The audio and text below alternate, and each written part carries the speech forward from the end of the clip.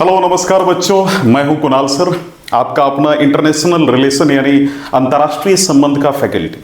आज हम चर्चा करने वाले हैं भारत की विदेश नीति पर, एक ऐसा विषय जो हमारे देश की सुरक्षा, विकास और वैश्विक प्रतिष्ठा से सीधे जुड़ा है। इस वीडियो में हम ये जानेंगे कि भारत की विदेश नीति का क्या उद्देश्य है, किन किन बातों पर, किन किन सिद्धांत पर भारत की विदेश नीति टिकी हुई है, भारत की विदेश नीति का बेसिकली इतिहास क्या है, और जो भी प्रधानमंत्री 1947 से लेकर 2025 तक हुए, इन सभी प्रधानमंत्री का भारत के विदेश नीति पर क्या प्रभाव पड़ा।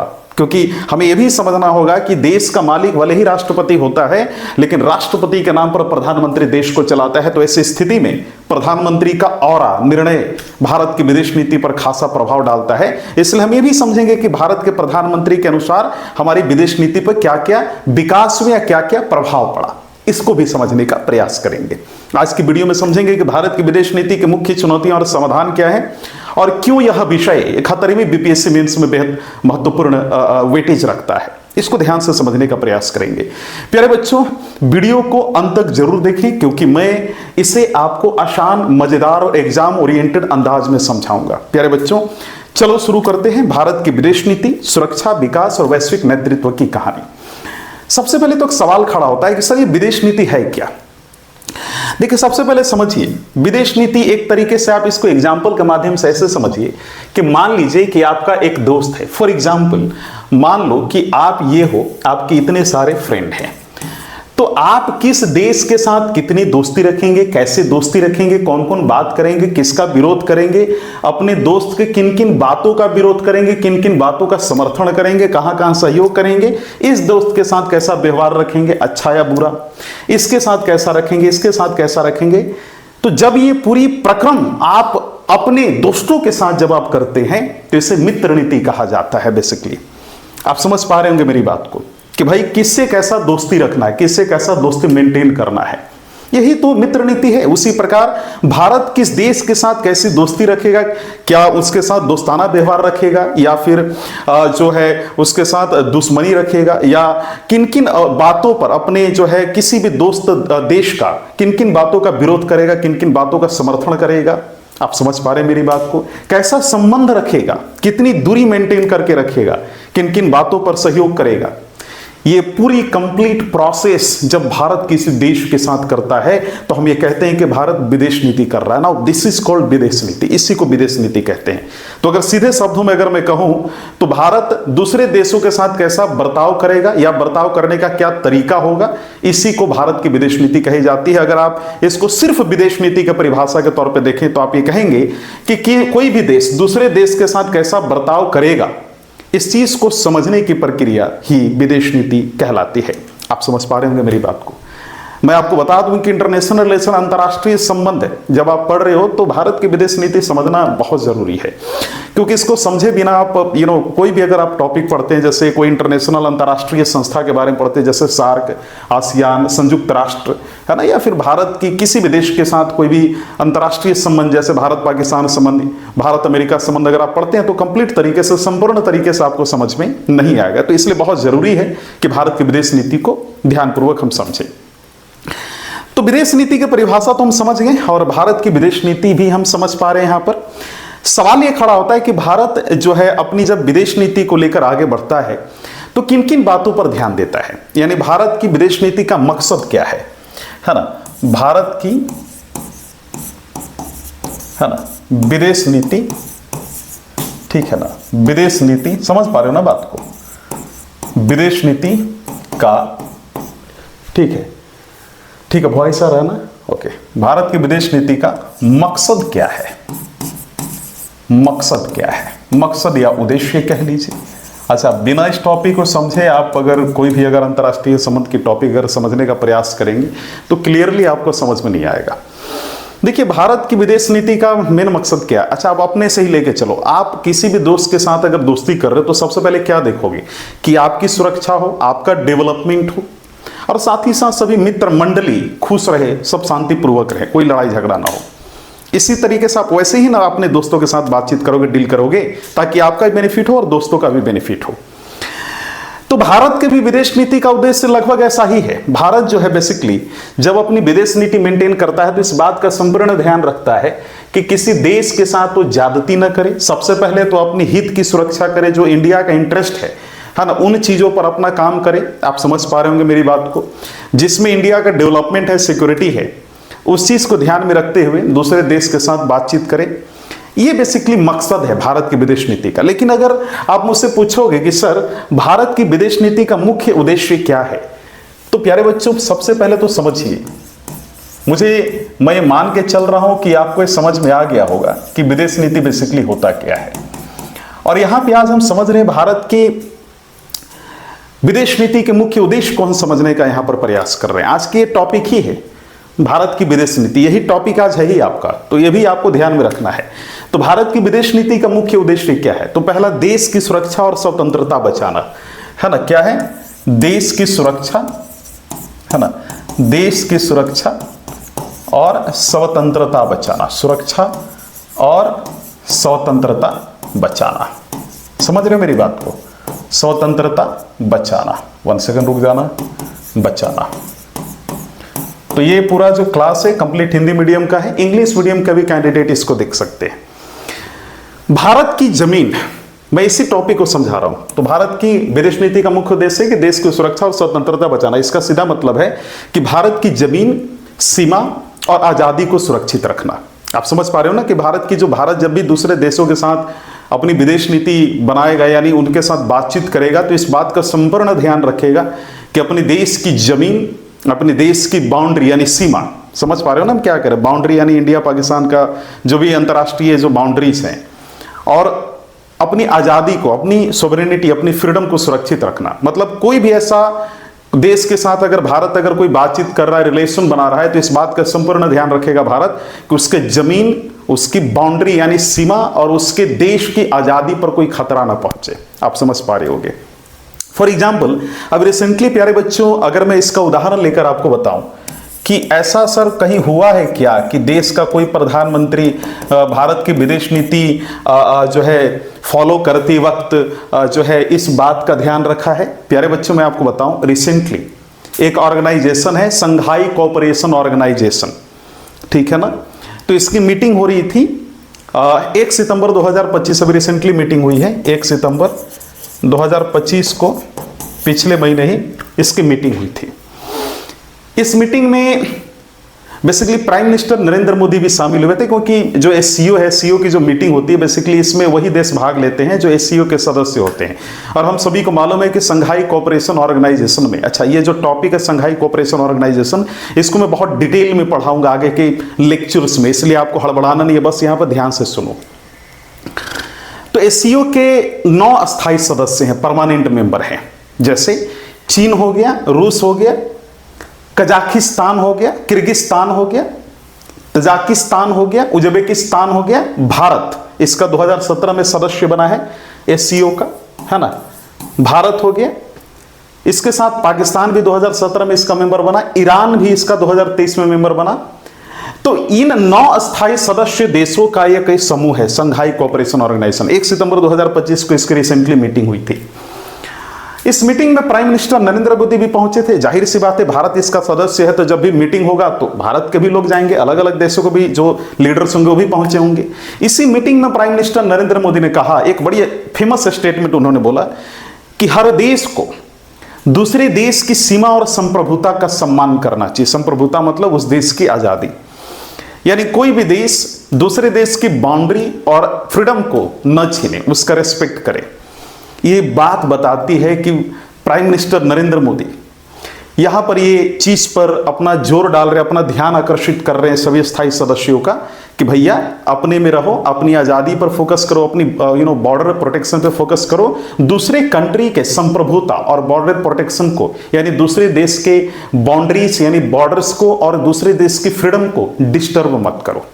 ये बताती है कि हमारे देश की फॉरेन पॉलिसी के जो पहली जो उद्देश्य है उसका प्राइम मिनिस्टर नरेंद्र मोदी पालन कर रहे हो। सिर्फ ये प्राइम मिनिस्टर नरेंद्र मोदी पालन नहीं कर रहे थे, चलिए तो अभी करंट प्राइम मिनिस्टर इसलिए पालन कर रहे, इसके पहले भी जितने हमारे देश में प्रधानमंत्री हुए सिंस 1947 1947 से लेकर अभी तक, वो सभी देश, वो माफ कीजिएगा, वो सभी प्रधानमंत्री इस बात का पालन करते हैं। ये जो हमारा पहला गोल है हमारे देश के विदेश नीति का मुख्य उद्देश्य का। उसी प्रकार जो भारत की विदेश नीति का जो दूसरा गोल है बहुत इंपॉर्टेंट है, और ये बेसिकली आपको याद भी होना चाहिए, एग्जाम में भी आप इसको याद रखना, बहुत ज़्यादा काम आएगा। अब जितना मैं उद्देश्य लिखा रहा हूँ सभी उद्देश्य नहीं भी याद रहेगा तो काम चलेगा, लेकिन कुछ उद्देश्य को अपने जहन में जरूर रखना है। पहला तो याद ही रखना, दूसरा भी। दूसरा क्या है? दुनिया में शांति और सुरक्षा को बढ़ावा देना, है ना। दुनिया में दुनिया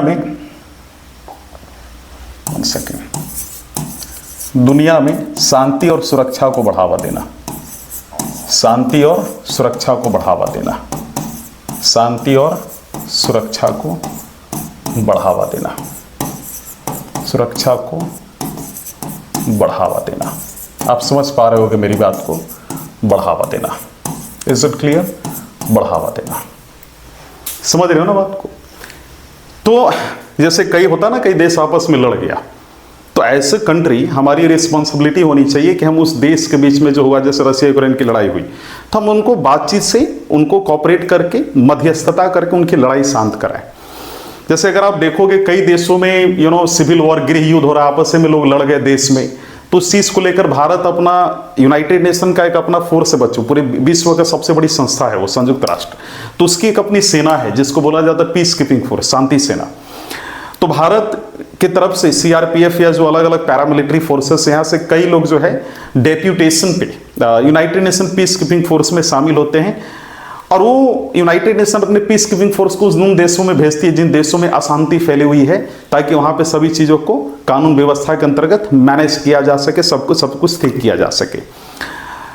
तो जो हमारा दूसरा जो गोल है भारत की विदेश नीति का, दुनिया में शांति और सुरक्षा को बढ़ावा देना, इसको भी हम पालन करते हैं। उदाहरण में आपको मैंने अभी बताया, देश के विकास को आगे बढ़ाना। तीसरा हमारा उद्देश्य भारत की विदेश नीति का कि देश के विकास को आगे बढ़ाना, विकास को आगे बढ़ाना, आगे बढ़ाना। आप समझ पा रहे होगे मेरी बात को, आगे बढ़ाना। तो ये हमारा तीसरा जो हमारे देश की विदेश नीति का जो हमारा तीसरा ये उद्देश्य है कि देश के विकास को आगे बढ़ाना, है ना। अगर आप देखोगे इंडिया अक्सर जो इंडियन प्राइम मिनिस्टर जो भी हुए पास्ट में या अभी भी, अगर आप देखोगे आमतौर पर देश के प्रधानमंत्री अलग अलग देशों के साथ अलग अलग व्यापारिक समझौता करते हैं, बिजनेस से रिलेटेड ट्रीटी करते हैं कि हम भी आपके यहाँ पे सेल करेंगे, आप भी हमारे यहाँ सेल कीजिए। इससे अंततः देश का विकास ही हो रहा है ना, जब इंटरनेशनल ट्रेड होगा तो।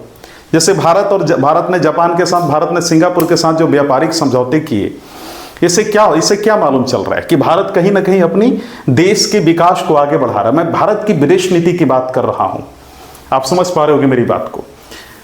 इसी प्रकार जो चौथा हमारे भारत की विदेश नीति का चौथा जो उद्देश्य है वो है भारत की पहचान और प्रतिष्ठा बढ़ाना। यानी भारत के जो भी प्रधानमंत्री होंगे या जो भी मिनिस्टर्स होंगे जो अंतर्राष्ट्रीय पटल पर भारत की जो है भारत को रिप्रेजेंट कर रहे हैं, प्रतिनिधि कर रहे हैं, वो इस बात का संपूर्ण ध्यान रखेंगे कि भारत की पहचान वो आगे बढ़ाएं, भारत का इज्जत बढ़ाएं। आप समझ पा रहे होंगे मेरी बात को। तो भारत की पहचान, अच्छा एक बार थोड़ा सा ना वॉइस देख लीजिएगा आ रहा है कि नहीं। पहचान और प्रतिष्ठा बढ़ाना, ठीक है, और प्रतिष्ठा बढ़ाना, ठीक है। ये चीज याद रखना, अपने से जोड़ना नहीं है, जो यहां पे लिखवा रहा हूं यही एग्जैक्ट गोल है भारत की विदेश नीति का। तो इसमें कुछ अपना शब्द मत डालना यहां पर, ठीक है। जैसे अभी देखोगे इसके ही अगर हम उदाहरण ले लें, ये वाला भारत की पहचान और प्रतिष्ठा बढ़ाना अंतर्राष्ट्रीय पटल पर, अगर तुम इसको उदाहरण के तौर पर देखोगे तो मुझे ये बताओ, भारत आज पूरे वर्ल्ड में खुद को विश्व गुरु मनाने में लगा है कि नहीं? भारत दुनिया में नेता और मार्गदर्शक की भूमिका निभाना चाहता है कि नहीं? कहीं किसी देश के बीच में लड़ाई हुई, इंडिया पहुंच गया मध्यस्थता करने। आज तुम देखो पूरे वर्ल्ड में एक हल्ला है कि नहीं कि भाई भारत अगर चाह गया तो ये लड़ाई रुकवा देगा। वो अलग बात है, देखिए पॉलिटिकली हमें इन्वॉल्व नहीं होना है। कई देश के लीडर भी ये कह चुके हैं कि इंडिया के पास ये पावर है कि ये लड़ाई शांत करवा सकता है ना। जैसे रशिया यूक्रेन है, तो उसी मुद्दे में देखे थे कि नहीं कि बोला जा रहा था कि भाई रसिया को अगर इंडिया कहते तो थोड़ी देर के लिए रसिया रोक सकता है युद्ध को, संपूर्णतः खत्म नहीं करेगा, यूक्रेन संभल सकता है। जहां एक तरफ रसिया यूक्रेन किसी की बात नहीं सुन रहे थे, एकमात्र इंडिया ऐसी कंट्री थी जिसकी बात वो दोनों सुन रहे थे। अब यही देख लो इसके एग्जाम्पल के तौर पे, G20 बेसिकली वर्ल्ड के 20 मोस्ट पावरफुल कंट्रीज की ग्रुप है। या G7, 7 मोस्ट पावरफुल कंट्रीज के ग्रुप है G7। G20 की अध्यक्षता इंडिया ने किया है। G7 मीटिंग में अक्सर इंडिया भाग लेते रहता है। ये क्या है? कहीं ना कहीं इंडिया की पहचान, इतने सारे 195 कंट्रीज है अराउंड द वर्ल्ड, किसी को उतना वैल्यू नहीं मिल रहा है। आप समझ पा रहे हो? इंडिया को उतने कंट्रीज के बीच में एक वैल्यू मिल रहा है, अध्यक्षता करने के लिए बुलाया जा रहा है G20 का।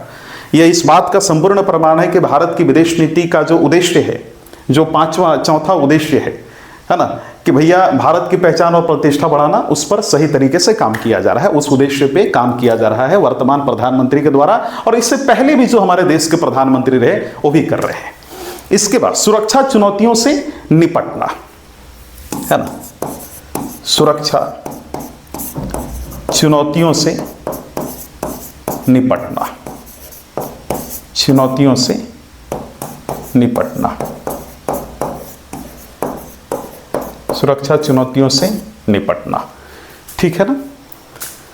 अभी देखिए पूरे वर्ल्ड में, अगर मैं इसको उदाहरण के माध्यम से समझाने का प्रयास करूं, पूरे वर्ल्ड में टेररिस्ट एक पूरे वर्ल्ड के लिए कहीं ना कहीं सिक्योरिटी का विषय है, कंसर्न का, चिंता का विषय। हर देश में आतंकवाद का प्रभाव है।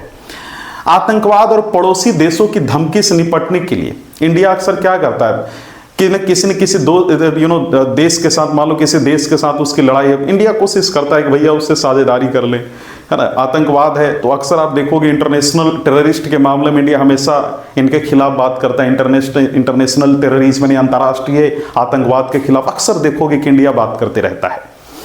अभी तुम उदाहरण के रूप में देख लो, आपको लग रहा था ना अभी रिसेंटली एक घटना घटी जिसमें इंडिया ने एक पर्टिकुलर टेररिस्ट को इंटरनेशनल टेररिस्ट के रूप में डिक्लेयर करने का प्रयास किया, तो आपने देखा भी होगा कि कई कंट्रीज, है ना, उस चीज पर रेडी नहीं हो रहे थे कि वो पर्टिकुलर आदमी एक टेररिस्ट है। लेकिन इंडिया और इंडिया के माइंडसेट जैसे कई ऐसे देश है जो एक पर्टिकुलर व्यक्ति को टेररिस्ट डिक्लेयर करने में लगे हुए थे। यानी इसका सीधा मतलब ये है, मैं इसको डिटेल में नहीं जाना चाहता, इन सभी मुद्दों पे डिटेल में डिस्कशन करूंगा आगे के टॉपिक में। बस यहां पर एक चीज बताना चाहता हूं आपको, ये आपको समझना है कि जो भी अंतर्राष्ट्रीय सामूहिक सुरक्षा के मुद्दे हो गए, यानी तात्पर्य, अगर मैं सामूहिक सुरक्षा कह रहा हूं तो इसका सीधा मतलब क्या है? इसका सीधा मतलब है कि वैसा मुद्दा जो सभी देश के लिए एक चुनौती बना है। जैसे आतंकवाद, सभी देश इससे पीड़ित हैं। पर्यावरण की जो हनन हो रहा है, पर्यावरण को जो बर्बाद किया जा रहा है, इससे हर देश आज पीड़ित है। आप समझ पा रहे होगे मेरी बात को। तो ऐसे मुद्दों से इंडिया निपटेगा, ये इंडियन फॉरेन पॉलिसी का एक गोल है। साथ ही साथ विदेशों में बसे भारतीयों की रक्षा करना, है ना, विदेशों में बसे भारतीयों की रक्षा करना, विदेशों में बसे, है ना, बसे भारतीयों की रक्षा करना, ठीक है ना, भारतीयों की रक्षा करना। यानी कई ऐसे लोग हैं जो भारत के रहने वाले लेकिन दूसरे देश में पढ़ाई के कारण, है ना, या कमाने के कारण रुके हुए हैं, तो अक्सर आप देखेंगे कि भारत की विदेश नीति के परिणाम स्वरूप उनकी रक्षा भी की जाती है। तो एक ये भी उद्देश्य है कि विदेश में बसे भारतीयों की रक्षा किया जाए। 1.75 करोड़, मैं इसके उदाहरण के रूप में आपको एक चीज बताना चाहता हूं, लगभग 1.75 करोड़ से ज्यादा भारतीय विदेश में रहते हैं। उनकी सुरक्षा की जिम्मेदारी भारत सरकार की, चूंकि वो भारत के, इसलिए भारत सरकार की जिम्मेदारी बनती है। अभी हाल ही में देख लीजिए 2022 में जो रूस और यूक्रेन के बीच में जो लड़ाई हो रहा था, वॉर छिड़ा था, उस दौरान कई भारतीय बच्चे यूक्रेन में फंस गए। तो इंडियन गवर्नमेंट ने ऑपरेशन गंगा के तहत 2022 में उन बच्चों को, उन वहां पे रहने वाले भारतीय लोगों को बचा करके निकाला और भारत में लाए। रिसेंटली 2023 में सूडान में देख लो, सूडान में एक बहुत बड़ा क्राइसिस हो गया, वहां पे एक अलग प्रकार की स्थिति बन गई। तो वहां पे भारतीय बच्चे, कुछ भारतीय लोग फंसे हुए थे, तो गवर्नमेंट ऑफ इंडिया ने ऑपरेशन कावेरी नामक एक मिशन चलाकर उन लोगों को भारत बुलाया, बचाया वहां से। अफगानिस्तान में कई भारतीय फंस गए थे 2021 में, याद है जब तालिबान का पूरा अटैक हो रहा था, पूरा एकदम सत्ता कब्जा करने में लगी थी तालिबान। जब 2021 में ऑपरेशन दिव्य शक्ति लॉन्च करके भारत सरकार ने अपने लोगों को अफगानिस्तान से निकाला। तो ये सारी चीजें जो है भारत की विदेश नीति का उद्देश्य हैं, इस बात पर भी हमें ध्यान देना होगा। ये भारत की विदेश नीति का उद्देश्य है। लेकिन भारत की जो विदेश नीति, ये अभी आपने चूंकि समझा कि भारत की विदेश नीति का उद्देश्य क्या है, अभी आप ये समझेंगे कि भारत की जो विदेश नीति है, जो ये उद्देश्य आप देख रहे हैं, इस उद्देश्य के अलावा भारत की विदेश नीति की सिद्धांत क्या है। जैसा कि मैंने शुरू में कहा था कि भैया अगर मान लो तुम किसी देश के, अगर जैसे मैं पर्सनली अगर बात करूं, कोई एक पर्टिकुलर इंसान है किसी जो है दूसरे आदमी के साथ मित्रता निभा रहा है यानी मित्र नीति अपना रहा है, तो उसका कुछ तो सिद्धांत होगा ना। ऐसे कोई एक आदमी बुरा है तो बुरे आदमी का एक अलग ही तरीका होगा अपनी मित्र नीति जो है फॉलो करने का। एक अच्छा आदमी होगा उसका एक अलग ही नीति होगा मित्र नीति को फॉलो करने का। हर आदमी की अपनी अपनी मित्र नीति है। यानी जब सबकी अलग अलग मित्र नीति है, यानी हर आदमी का अपना सिद्धांत है कि इस सिद्धांत पर चल के मैं अपनी मित्र नीति का पालन करूंगा। उसी प्रकार भारत की अपनी एक सिद्धांत है कि इस सिद्धांत पर चलकर मैं अपने देश की विदेश नीति का पालन करूंगा। तो सवाल ये खड़ा होता है कि भारत की विदेश नीति की वो कौन कौन से ऐसे सिद्धांत हैं जो भारत के ये जो उद्देश्य हम लोगों ने जो डिस्कशन किया है ना, इसको फॉलो करने में मदद करती है, या फिर भारत की जो विदेश नीति का जो 6 उद्देश्य है ये किन किन सिद्धांतों पर आधारित है। तो पहले समझिएगा, मैं पहले सिद्धांत पे डिस्कशन करना चाहता हूं। भारत की विदेश नीति के सिद्धांत क्या है? प्यारे बच्चों ध्यान से समझेंगे। मैं समझ पा रहा हूं थोड़ा बोरिंग टॉपिक है लेकिन एग्जाम में आएगा ये। भारत की विदेश नीति का सिद्धांत पहला है पंचशील। याद रखना, पंचशील याद रख लो एग्जाम के लिए, पंचशील है, ठीक है। पंचशील का मतलब हुआ 5 पॉइंट्स, है ना। पंचशील का मतलब हुआ 5 बिंदु, ठीक है। कि जब भी भारत की विदेश नीति बनाई जाती है तो इन 5 चीजों पे ध्यान दिया जाता है। 5 चीज मतलब 1 2 3 4 5, उन पे आएंगे हम, अभी टेंशन मत लीजिए। भारत की जब विदेश नीति बनाई जाती है तो इस बात का संपूर्ण ध्यान रखा जाता है कि भारत की विदेश नीति का उद्देश्य का पालन हो, भारत की विदेश नीति किन सिद्धांतों का पालन हो। जब भी कोई प्रधानमंत्री भारत की विदेश नीति में कोई नया बदलाव लाता है वो इस बात पर संपूर्ण ध्यान रखता है कि इन सिद्धांतों का पालन हो, और जो उद्देश्य मैंने आपको अभी बताया उन उद्देश्यों पे भी जो हमारे द्वारा बनाई गई विदेश नीति की कोई नई नई चीजें हैं उस पर खरी उतरे, यानी उद्देश्य और सिद्धांत दोनों का पालन हो। तो पहला क्या है? पंचशील। और इस पंचशील में 5 पॉइंट्स की बात की गई है कि भारत जब भी किसी देश के साथ अपनी रिलेशन बनाएगा तो ये इंश्योरिटी करेगा कि वो भारत उस देश का सम्मान करे और वो भी देश भारत का सम्मान करे, यानी एक दूसरे का सम्मान, एक दूसरे का सम्मान, समझ पा रहे होगे, एक दूसरे का सम्मान। दूसरा, आक्रमण न करना, यानी आप भी मेरे ऊपर आक्रमण मत कीजिए, हम भी आपके ऊपर आक्रमण नहीं करेंगे, खुशी खुशी रहते हैं। तीसरा, दूसरे के आंतरिक मामले में दखल नहीं देना, है ना।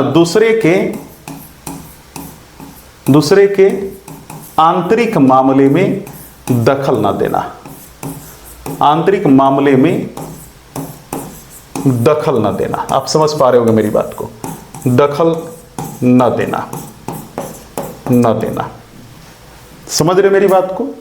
तीसरा, बराबरी का व्यवहार करना, यानी दोनों एक दूसरे का रिस्पेक्ट करेंगे, है ना, दोनों एक दूसरे के सहयोग करेंगे।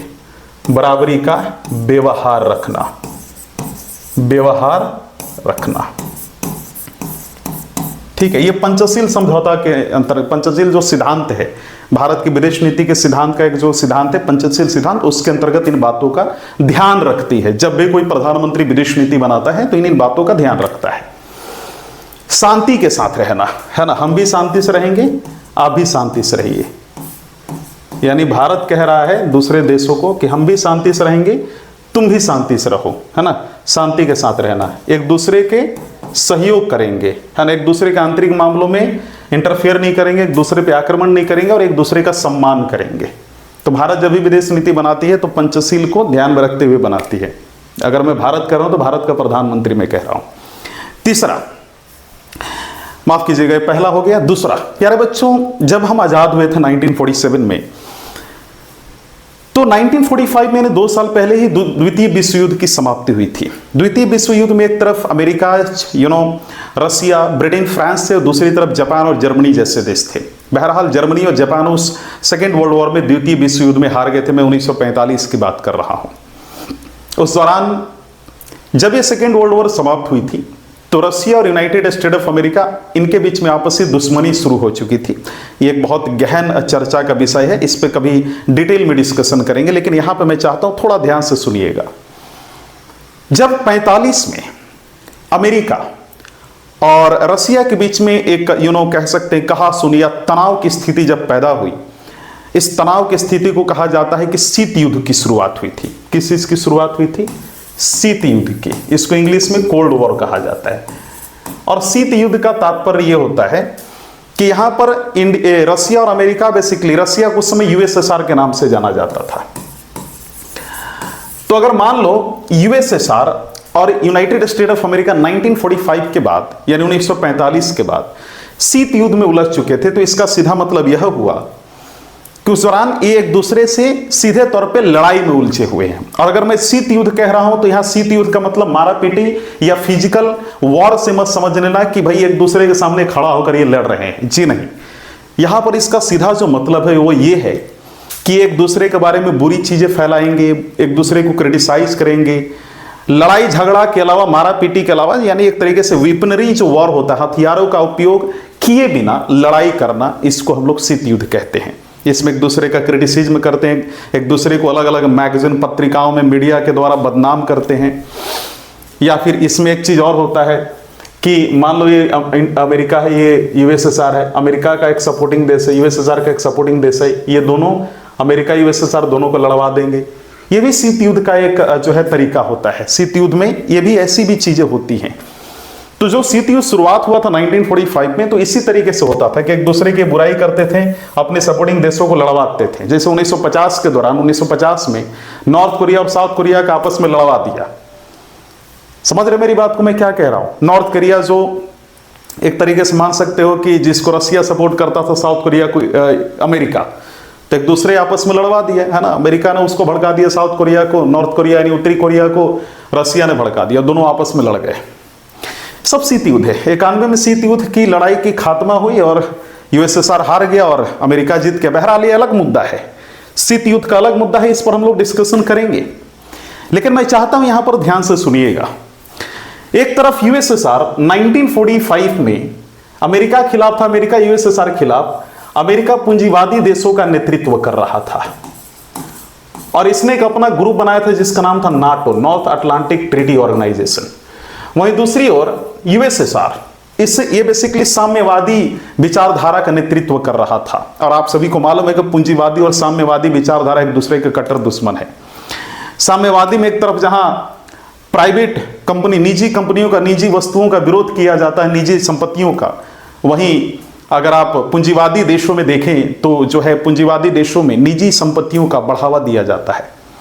एक दूसरे के कट्टर दुश्मन हैं। कभी आप अर्थशास्त्र पढ़ेंगे तो आपको समझ में आएगा। बहरहाल मैं भी ये समझाऊंगा कि पूंजीवाद और बेसिकली जो साम्यवाद है, इनमें किस तरीके की दुश्मनी ये होता क्या है। बेसिकली इस पर कभी गहन चर्चा होगी हम सभी की, टेंशन नहीं लेना है। तो यहां पर आपको ये समझना है कि ये जब लड़ाई शुरू हुई तो एक तरफ पूंजीवादी देशों का नेतृत्व कर रहा अमेरिका, जो नाटो का ग्रुप बनाया, नाटो नामक एक ग्रुप बनाया, नॉर्थ अटलांटिक ट्रीटी ऑर्गेनाइजेशन नामक ग्रुप बनाया। वहीं दूसरी ओर अगर आप देखेंगे तो यूएसएसआर जो था उसने भी एक ग्रुप बनाया हुआ था जिसका नाम था वॉर्सॉ। आप समझ पा रहे होंगे मेरी बात को। जो बेसिकली उस वॉर्सॉ पैक्ट में, वॉर्सॉ समझौता में उन्हीं देशों को शामिल करता था यूएसएसआर, जो बेसिकली साम्यवादी विचारधारा के देश हुआ करते थे। 1947 में इंडिया जब आजाद हुआ और इंडिया जैसे कई देश आजाद हुए तो इनके सामने एक सबसे बड़ी चुनौती ये थी कि भाई कौन से ग्रुप को अपनाएं, क्या हम नाटो की तरफ जाएं या फिर हम वॉर्सॉ की तरफ जाएं। बहरहाल इंडिया ने, यानी जवाहरलाल नेहरू उस दौरान भारत के प्रथम प्रधानमंत्री बने और उन्होंने ये निर्णय लिया कि हम कहीं भी नहीं जाएंगे, किसी भी एक पक्ष को नहीं पकड़ेंगे, ना हम नाटो में जाएंगे ना हम वॉर्सॉ में जाएंगे, हम एक अपनी ग्रुप बनाएंगे। और उस ग्रुप का उन्होंने नाम दिया गुट निरपेक्ष आंदोलन, यानी नॉन अलाइनमेंट मूवमेंट, है ना, गुट निरपेक्ष आंदोलन।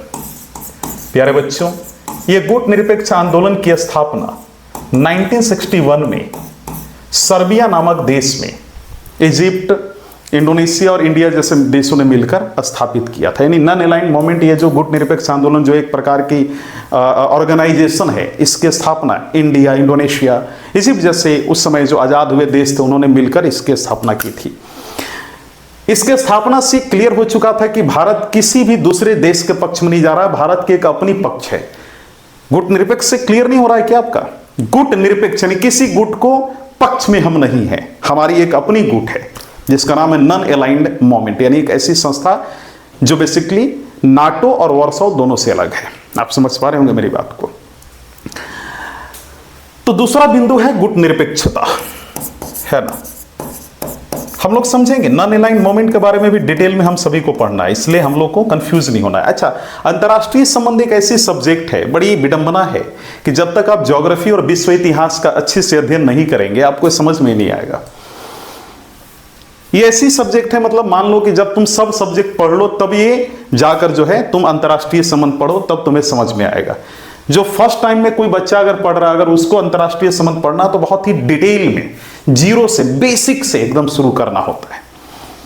लेकिन फिर भी मैं कहूंगा अगर आप अंतर्राष्ट्रीय संबंध अच्छे से समझना चाहते हैं तो ये सबसे ज्यादा महत्वपूर्ण हो जाता है कि आपके पास कम से कम ज्योग्राफी और विश्व इतिहास का अच्छा ज्ञान हो। अच्छा नहीं तो कम से कम एवरेज नॉलेज भी हो तो चलेगा। तो हमारी सिद्धांत क्या है, जब भी हम अपना फॉरेन पॉलिसी बनाते हैं, हमारे देश के कोई भी प्रधानमंत्री भारत के लिए विदेश नीति बनाते हैं, तो इस बात का संपूर्ण ध्यान रखते हैं कि भाई हमारी झुकाव ना अमेरिका की तरफ हो ना रूस की तरफ, हमारी एक अपनी इंडिपेंडेंट पॉलिसी हो, अपनी स्वतंत्र नीति हो, ये याद रखिएगा। तीसरा जो बहुत महत्वपूर्ण सिद्धांत है औपनिवेशिकता, है ना, औपनिवेशिकता और रंगभेद का विरोध। ठीक है, औपनिवेशिकता सिकता, ठीक है ना, और रंग भेद का विरोध।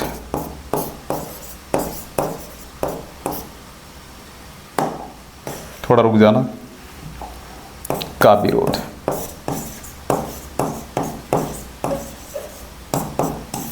यानी भारत की जो विदेश नीति का तीसरा जो सबसे महत्वपूर्ण सिद्धांत है वो ये है कि भाई हम गुलामी औपनिवेशिकता का विरोध करते हैं। औपनिवेशिकता का मतलब होता है कि कोई देश किसी देश में घुस करके उसके सभी संसाधनों, उसके देश पर पूरा कब्जा करके उसको नियंत्रित करे, जैसे इंडिया पर ब्रिटेन ने किया था, उसको औपनिवेशिकता यानी कॉलोनियलिज्म कहा जाता है। तो भारत की एक तीसरी जो सिद्धांत है फॉरेन पॉलिसी की कि भाई हम औपनिवेशिकता का विरोध करते हैं और रंगभेद का विरोध करते हैं। जैसे भारतीयों को ब्राउन्स कहा जाता है, भूरे लोग, साउथ अफ्रीका के जो अधिकतर देश है जो काले हैं उनको काले कहा जाता है। तो होता था ना, जैसे आपने देखा होगा 1947 का पहले ब्रिटेन के लोग क्या करते थे भारत में कि तुम लोग काले हो, तुम लोग भूरे हो, यानी छुआछूत काइंड ऑफ, रंगभेद काइंड ऑफ। तो इन सभी चीजों का विरोध है।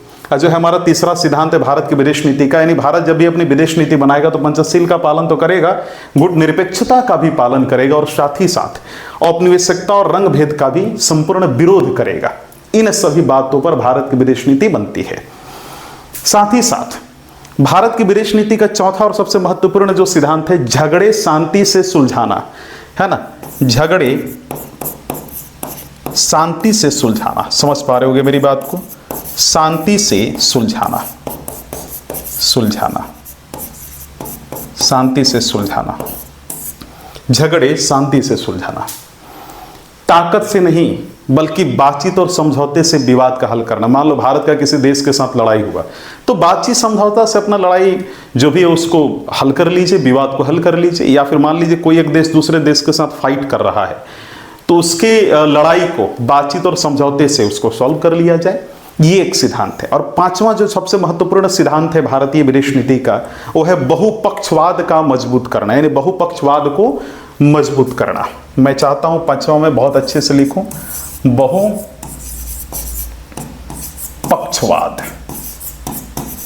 को मजबूत करना। इसी बीच में एक सवाल खड़ा हो गया कि जो सर पांचवा सिद्धांत आप बता रहे हैं, ये पांचवा सिद्धांत में जो बहुपक्षवाद है ये बेसिकली है क्या? बहुपक्षवाद, बहुपक्षवाद को हम लोग मल्टीलैटरलिज्म कहते हैं।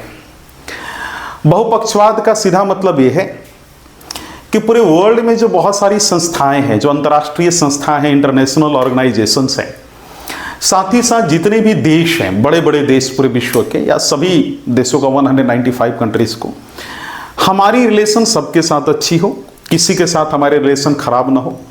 कहने का मतलब है कि संयुक्त राष्ट्र और अंतर्राष्ट्रीय संगठनों में भारत की सक्रिय रोल हो, यानी एक्टिव रोल हो, सक्रिय भूमिका हो। भारत बिना मतलब का किसी से दुश्मनी मोल न ले, सबसे मिला जुला कर चले। तो इसको बेसिकली हम लोग कहते हैं कि बहुपक्षवाद को मजबूत करना। तो अभी आपने क्या देखा कि भारत की विदेश नीति का उद्देश्य क्या है, भारत की विदेश नीति का सिद्धांत क्या है। आप समझ पा रहे होंगे मेरी बात को, मैं क्या कहना चाह रहा हूं आपको। देखो, जब तक तुम भारत की विदेश नीति के उद्देश्य को नहीं समझोगे, तुम भारत की विदेश नीति का तुम सिद्धांत नहीं समझोगे, तब तक समझ रहे मेरी बात को ना, भारत का किस देश के साथ कैसा रिलेशन रहेगा, भारत की दूसरे देशों के साथ रिलेशन कैसे बनेगी, ये आपको मालूम नहीं चलेगा। अंतर्राष्ट्रीय संबंध समझना आपके लिए जस्ट वैसे ही हो जाएगा कि आप अंधेरे में तीर चला रहे हैं। It's very important to understand कि भाई भारत की विदेश नीति है क्या। मान लो अगर तुमको किसी को इंप्रेस करना है, लड़की को इंप्रेस करना है, या फिर पापा को इंप्रेस करना है अपना बाइक खरीदने के लिए, तो भाई तुम जानोगे तब ना कि पापा की नीड क्या है, किस चीज में पापा को अच्छा फील होता है। पापा को इंप्रेस करना है तो किन किन बातों को ध्यान रखना होगा। उसी प्रकार अगर किसी देश के साथ विदेश नीति कैसी बनानी है, अगर ये हमें मालूम चल जाए तो हमारे लिए ज्यादा आसान हो जाएगा। किसी देश के साथ विदेश नीति को फॉलो करते हुए हम अपना फायदा उससे निकलवा लें। समझ रहे हो ना मेरी बात को।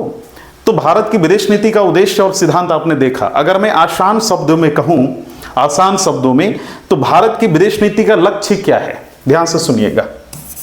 भारत की विदेश नीति का लक्ष्य क्या है? अपनी सुरक्षा। ये ध्यान से सुन लो, अपनी सुरक्षा, अपना विकास प्लस अपना विकास, कि भाई हमारे देश का सुरक्षा तो हो, हमारा विकास भी हो। समझ पा रहे होगे मेरी बात को। और साथ ही साथ दुनिया में शांति और सहयोग भी बढ़े, है ना, दुनिया में शांति और सहयोग भी बढ़े, यानी दुनिया में शांति फैलाएं हम और सभी देश एक दूसरे का सहयोग करें। तो ये हमारा उद्देश्य है, हमारा सिद्धांत है। यानी जब भी हमारे देश के प्रधानमंत्री शांति और सहयोग बढ़े, जब भी हमारे देश के कोई प्रधानमंत्री भारत के लिए विदेश नीति बनाते हैं तो इस बात का संपूर्ण ध्यान रखते हैं कि अपना फायदा हो, अपना विकास हो और साथ ही साथ दुनिया को भी बेनिफिट हो। ऐसा नहीं कि हम स्वार्थी जैसा अपना बात को, खाली अपनी चीज़ों को ध्यान रखते हुए हम अपने देश की विदेश नीति बनाएं। हम अपनी विदेश नीति से भी इंश्योर करना चाहते हैं कि पूरे विश्व का कल्याण हो। आप समझ पा रहे होंगे मैं क्या कहना चाह रहा हूं। तो आज की जो क्लास है इसमें हमने ये समझा कि भारत की विदेश नीति का क्या उद्देश्य है, भारत की विदेश नीति का क्या जो सिद्धांत है, इसको हमने बहुत डेप्थ में समझा यहाँ पर। मुझे उम्मीद है कि ये लेक्चर आपको काफ़ी अच्छे समझ में आया होगा। अगली जो हमारी लेक्चर होगी, क्योंकि भारत की विदेश नीति को समझने के लिए कम से कम 2 लेक्चर की आवश्यकता है। भारत की विदेश नीति में आज हमने समझा कि विदेश नीति होता क्या है, भारत की विदेश नीति का उद्देश्य क्या है, भारत की विदेश नीति का सिद्धांत क्या है, इसको बहुत डेप्थ में हमने समझा। और भारत के जब प्रधानमंत्री जब कोई भी विदेश नीति, मतलब अपने देश की जब विदेश नीति बनाते हैं तो सिद्धांत और उद्देश्यों का पालन करते हुए बनाते हैं। इस बात का संपूर्ण ध्यान रखते हैं कि कहीं हमारे देश के सिद्धांत और उद्देश्यों का हम बिना, मतलब उसको इनकार किए बिना तो कहीं हम विदेश नीति नहीं बना रहे हैं। आप समझ पा रहे होंगे मेरी बात को। जब हमारा देश आज़ाद हुआ था तो उस दौरान जवाहरलाल नेहरू और उस दौरान जो हमारे मंत्रिमंडल के लोग थे, उन्होंने ये सिद्धांत जो है, माफ़ कीजिएगा, ये उद्देश्य निर्धारित किया था कि हमारे देश की विदेश नीति का उद्देश्य क्या होगा, जिसको अभी तक हम फॉलो कर रहे हैं समयानुसार। हालांकि उस दौरान तो हमारे देश की विदेश नीति की सिद्धांत बहुत सीमित थी, 2-3 थी, लेकिन समय गुजरने के साथ 2025 आते आते आज हमारे पास 5 इंपॉर्टेंट सिद्धांत हैं। इसका तात्पर्य यह हुआ कि उद्देश्य तो 1947 में डिसाइड कर लिया गया, लेकिन सिद्धांत ओवर द टाइम बनते गए। यानी अभी भी हो सकता है कि अगला कोई 6ठा सिद्धांत जुड़ जाए। इस बात का संपूर्ण ध्यान रखना है। और यहां पर एक चीज और बताना चाहता हूं कि सिद्धांत और उद्देश्य, हमारी भारत की विदेश नीति का जो सिद्धांत उद्देश्य है, इस बात का इंडिकेशन है कि जब भी कोई देश का प्रधानमंत्री भारत की विदेश नीति बनाए तो इन 2 चीजों का संपूर्ण ध्यान रखे। आप समझ पा रहे होंगे मेरी बात को मैं क्या कहना चाहता हूं। प्यारे बच्चों, आज के लिए इतना ही। कल की लेक्चर में हम ये समझेंगे कि भारत की विदेश नीति का विकास कैसे हुआ। मतलब जो 1947 में उद्देश्य तो चलो उस दौरान स्थापित हो गया, लेकिन भारत की विदेश नीति की विकास कैसे हुई। विकास मतलब जो सिद्धांत आज हम 5 सिद्धांत पढ़ रहे हैं, ये तो ओवर द टाइम हुआ ही, हम लोग विकास की बात कर रहे हैं। यानी 1947 से लेकर अभी तक हमारी भारत की विदेश नीति में क्या क्या विकास देखने को मिले, समय अनुसार क्या क्या अलग अलग प्रधानमंत्रियों ने निर्णय लिया भारत की विदेश नीति को मजबूत करने के लिए, इस टॉपिक को ध्यान से समझेंगे। आज के लिए इतना ही। मैं विदा लेना चाहता हूं आप सभी से। धन्यवाद।